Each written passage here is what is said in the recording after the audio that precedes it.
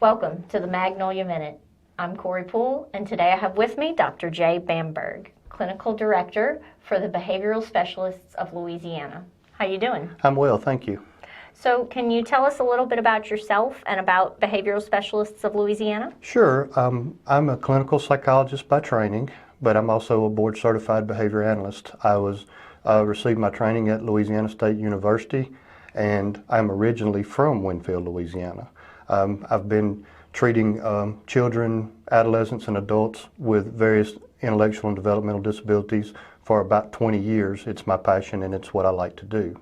In May of 2015, we opened Behavioral Specialists of Louisiana in Shreveport to address a need there, primarily with children with autism, but we found that the number of children with intellectual and developmental disabilities, ADHD or other emotional disturbance, was high, and that they were also very responsive to the therapy.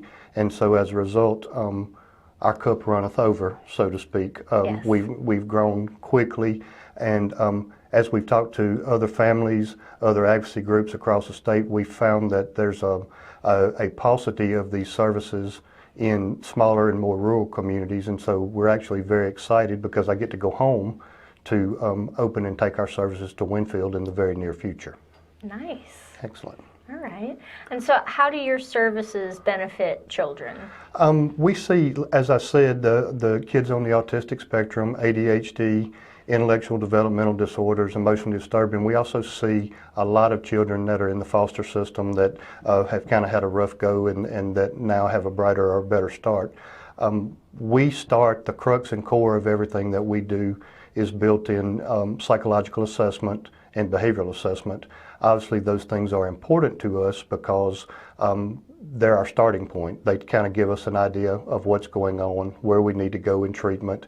They kind of point the way, so to speak. Mm-hmm. So within that, you may see any variation of intellectual testing, adaptive testing, various diagnostic or behavioral checklists, academic screening, and obviously multiple behavioral observations that would kind of point us the way, and then that dictates to us, okay, diagnostically or behaviorally, what's going on, what is the service that this child is going to need. Is it an intensive service, an intensive behavioral service? Is it a more traditional counseling service? Is the child receiving medication? Do we need to work in conjunction with the medication provider? So basically, it's basically the starting point, but without it, we can't move forward. I understand. Okay. And then part of that process also is a applied behavior analysis. Well, applied behavior analysis is the gold standard at this point in time in the literature of treatment for children with very specific behavioral excesses, the ones normally seen in autism and or ADHD. And applied behavior analysis is a terminology applied to something that's not new. The behavioral technology is 60 or 70 years old, and it's data-based. It's been determined to be very, very effective across a variety of disorders and with a variety of age groups. But what they've done, especially with younger children, is to make it much more intensive in terms of the number of sessions and the number of hours. Because the theory behind that is, and it's true, and the data have shown, that with the kids in the critical developmental period with intensive treatment, they're able to make up the areas that were behind, the milestones they're behind, and so forth, very, very quickly. So I gotcha. It's a very effective therapy. Mm-hmm. Well, it's important.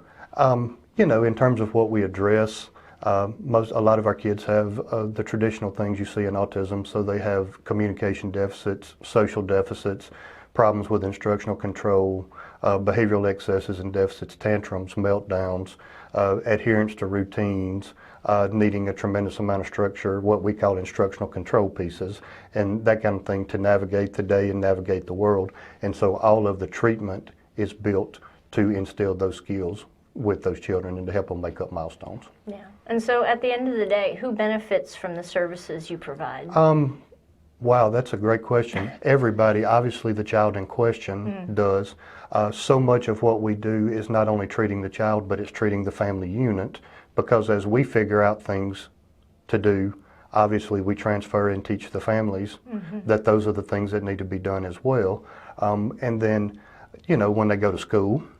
I mean, the schools benefit by virtue of having a better, more adjusted child in the setting that's more prepared to learn and to be able to take on the things that happen in school. And the greater community, my children are amazing. And the things that they can do and the things that they bring to the table, the intelligence, the creativity, is second to none. They just sometimes need a little help to get to the point where everybody else can see how fantastic they really are. I understand that. All right, well, if anyone has any questions or wants to learn more, who do they contact? I would encourage people to use the Behavioral Specialist of Louisiana website.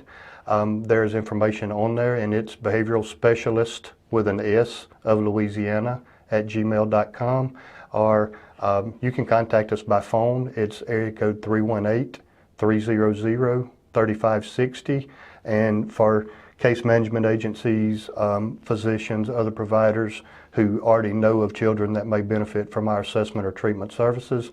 Obviously, we take referrals as well, and that number, a fax number referral for referrals would be 318-300-3561.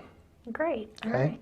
Well, if you're interested to learn more about the services that the Behavioral Specialists of Louisiana offer, reach out to them, give them a call, and as always, thanks for watching. Thank you.